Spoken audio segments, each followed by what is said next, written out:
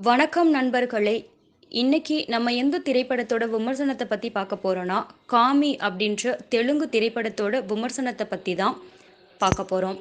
தரமான படம்னு சொல்ற அளவுக்கு இந்த படம் ரொம்பவே சூப்பரா இருக்குன்னு எல்லாரும் சொல்றாங்க.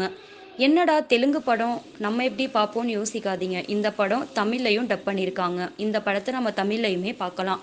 சரி வாங்க கதைக்குள்ள போலாம். மனுஷங்கள தொட்டாலே ஷாக் அடிக்கும். அப்படி ஒரு வியாதி தான் ஹீரோவுக்கு இருக்கு.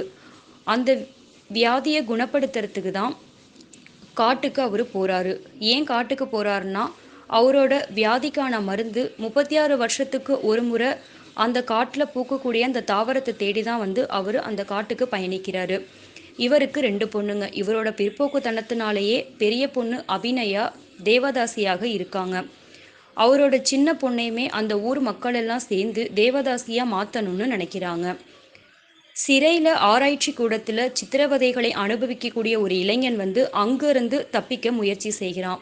என்னடா சம்பந்தமே இல்லாம கதை சொல்றாங்களேன்னு யோசிக்காதீங்க. இந்த 3 கேரக்டரும் சந்திக்கிற ஒரு பாயிண்ட் தான் இந்த படத்தோட கதை களமே. இந்த படத்துல அந்த ஜெயில்ல இருந்து தப்பிக்கிற இளைஞனோட பேர் தான் விஸ்வக்ஷன்.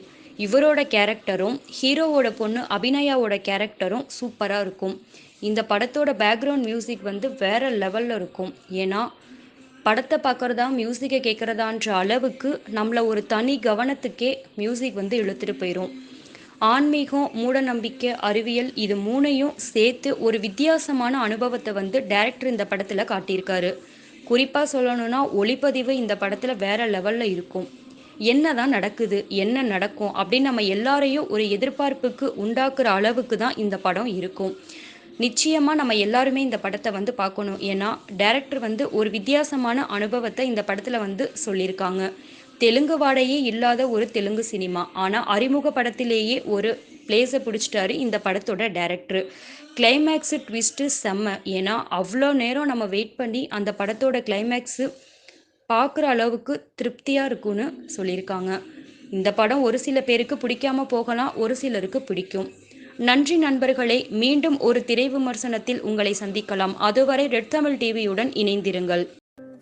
என்றும் மக்களின் பார்வையில் ரெட் தமிழ் டிவியை சப்ஸ்கிரைப் செய்யுங்கள்.